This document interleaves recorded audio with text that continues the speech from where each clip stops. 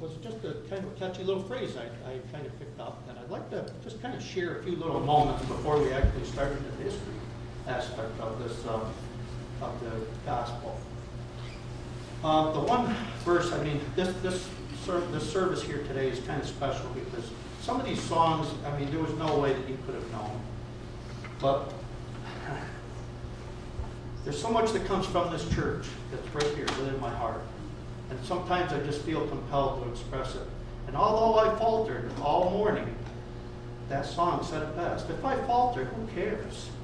Because really, all I was giving you a test from God to see if you are forgiving. And it seems like you are, now if he's left. So, but 526 is a very special song to me. And that was my grandmother's, that was her favorite hymn in the world. And I had the distinctive honor of singing that song at her funeral. And although I'm emotional now, I wasn't emotional then because I knew it really was her favorite song. And I've sang at many funerals, and this particular funeral, it just meant so much because this is not typically a song that's sang at a funeral. But this is who my grandmother was. So every time I do a service, I try to incorporate that song. And if you ever hear me sing, you're probably going to hear this again. But anyway, I learned with the sermon, or the message, I guess, whatever you'd like to call it. If we could you be in an attitude of prayer with me? Oh Lord, Father God, I pray that the words that I may speak be of your design and not of my own. Lord, may these words be inspired by you. Bring hope, peace, and comfort to those who think they need it the most. And Lord, especially bless those who think they need it the least. Amen. Now this passage in Luke does not really tell us where this miracle took place. He only tells us that it was at the entrance to a village. And at this time in history, the lepers were compelled by law to keep their distance. Leprosy, as described in Luke 5:12 through 16, in biblical times, was a name given to a variety of diseases, some curable and some not. In its worst form, it was greatly dreaded. It was both disfiguring and fatal. In the ancient times world, the only defense against it was to quarantine. Sufferers were forbidden to approach other people. And to prevent accidental contact, they were required by law to call out each time that they come into possible contact with somebody, unclean, unclean. So hopefully that gives you a little bit of an idea of how this really was. They had no way of earning a living except to depend on charity. The psychological effects of all of this would have probably been as serious as the physical effects. People had an attitude toward leprosy different to any other disease. Leprosy was defiling.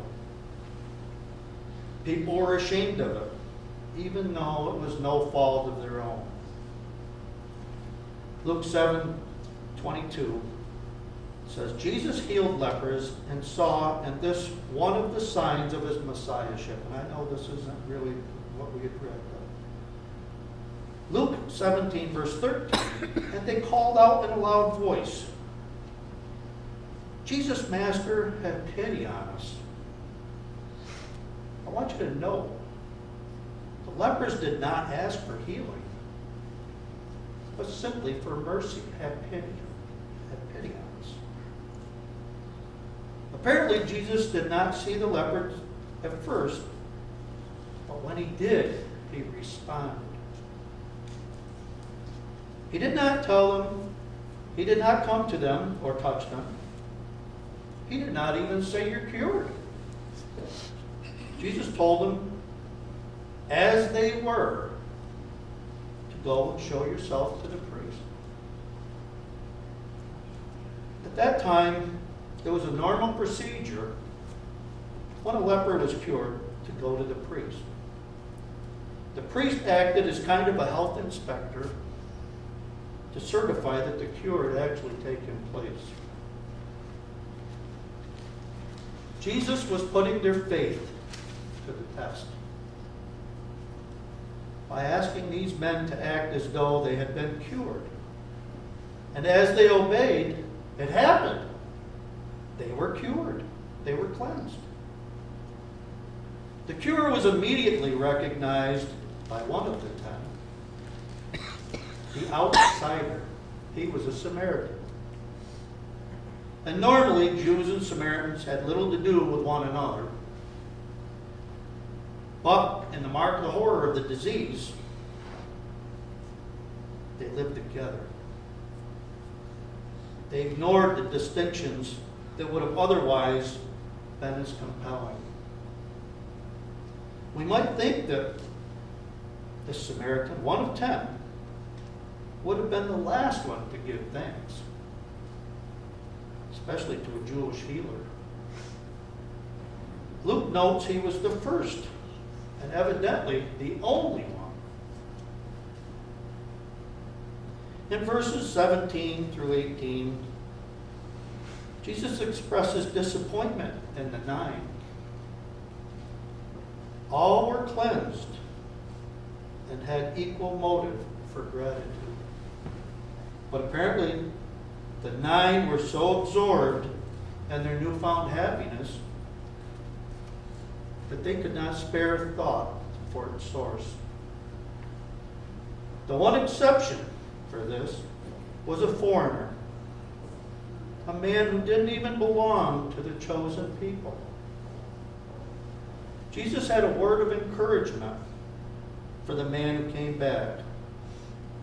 Jesus told him that his faith had made him well. Now, presumably, the other 9 had faith as well. But the Samaritan had faith, and he also had what? He had gratitude. It may be that Jesus recognized this man's attitude that brings salvation and sent him off with the assurance that it is well. It is well with his soul. It is well with his body. And at this time, I'm going to put a little personal touch to this. And although I don't want anyone to think that I'm boasting in any way, I just want to share something that I feel is gratitude that was brought forth within the confines of these walls. And I gotta believe that God would feel the same way. That gratitude or thanks is such a wonderful expression that we can share. This letter that I'm holding here, and I know that some of you have gone through the Emmaus experience. This is a letter that was shared to me by my son, which was a product of this church. I've been very blessed. I have 3 beautiful grandchildren, a wonderful daughter, and a wonderful son. And I hope that, that by the help of all this congregation, that the reason that they're so wonderful is because of some of the fruits that came from this church. Let me go on. My beloved dad, this is a retreat weekend for those of you that don't know. My beloved dad, I hope you are finding yourself very blessed this weekend. I thought it would be most opportune to take this time to tell you how much I love you and mean to. Thank you for always caring for me and for your willingness to lay down your time and sacrifice your energy for me. For always offering help, even when I don't think I need it. Parentheses, but I usually do. I love you as a flower loves the sun. Thank you for speaking words of wisdom to me whether I like to hear them or not. I love you as a river loves the rain. Indeed, it only grows because of such input and would dry up and die without it. Thank you for never giving up on me, for helping me to find my way out of all the stupid binds I get myself into, and for continuing to be there for me as I make my next steps, wherever those steps may lead, even when that destination is someplace that you yourself wouldn't want to go, or when it is someplace you have been but would never want to return to.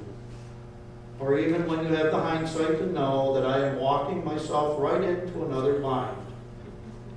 And I don't have the foresight yet to realize it.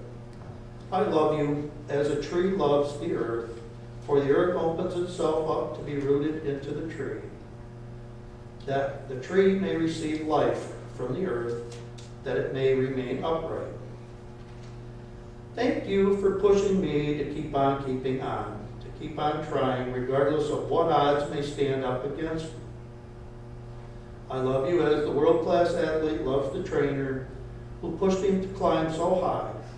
There are really too many things that I could and should be thanking you for, but there are not enough sheets of paper or trees to make them in the Northeast U.S. on which to write them all. But know that I am grateful, I am filled with thanksgiving, that you are my Father. I love you as your only Son. May your weekend be blessed. May you learn something new about who you are and something new about who you were made to be. And may you learn something new about the one who gifted you with life and brought you into your calling. May you learn something new this weekend about his eternal love for you. I love you, Dad, your son. And I know what this letter means to me. And I would assume that our God, our Father, is the same way. I just feel so blessed because of all the ministries of this church. And I was able to share this with you today because of the efforts of this church. I never, ever, ever thought that I would be standing up here in your wildest dreams 20 years ago, 30 years ago, or anything else, or what God has provided me with. And yes, today, within all the defines of a bulletin, if you will, I think you see I'm most comfortable telling about my life experiences.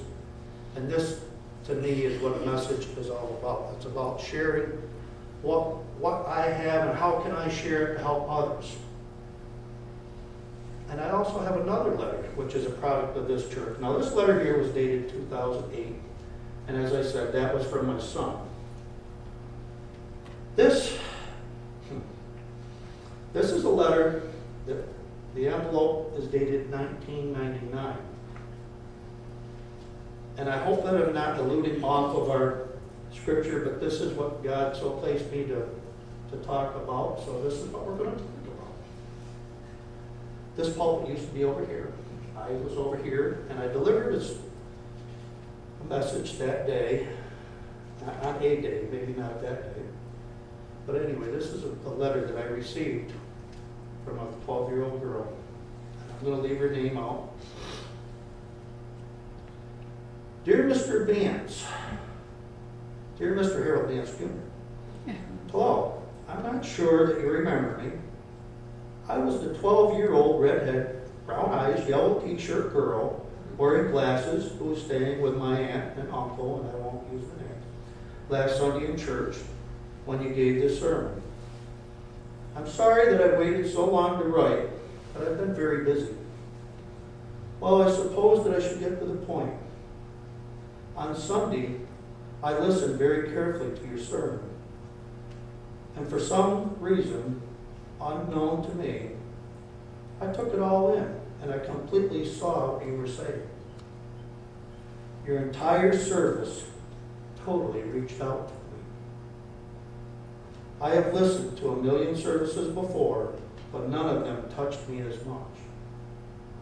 I just love the way you seem to just submit to the service and your thoughts to the Spirit.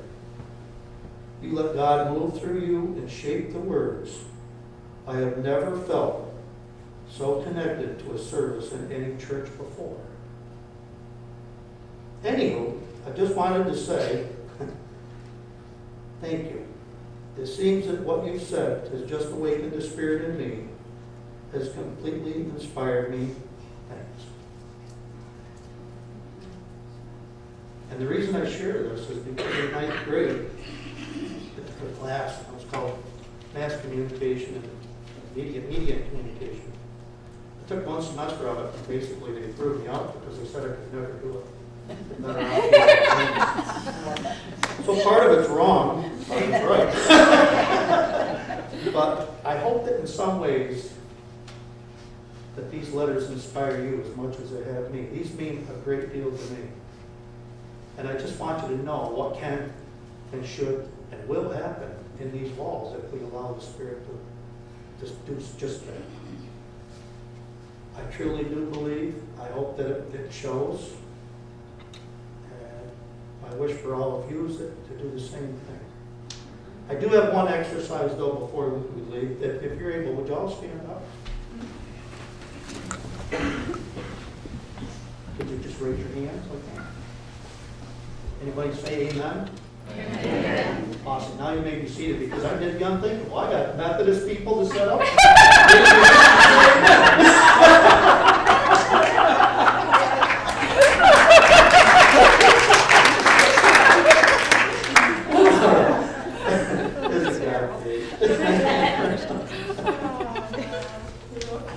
Oh my goodness. All right.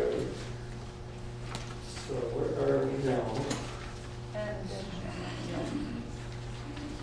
Here's a blast list.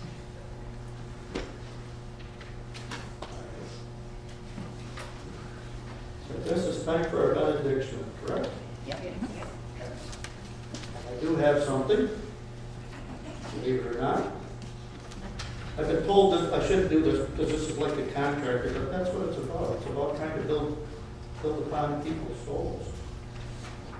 So I don't really take a whole lot of thought to it. I'm not as good at it as Keith, but then again, I'm not ordained. As we go forth, I pray that the Lord will bless you and protect you. May He show you mercy and kindness in all that you do. Amen.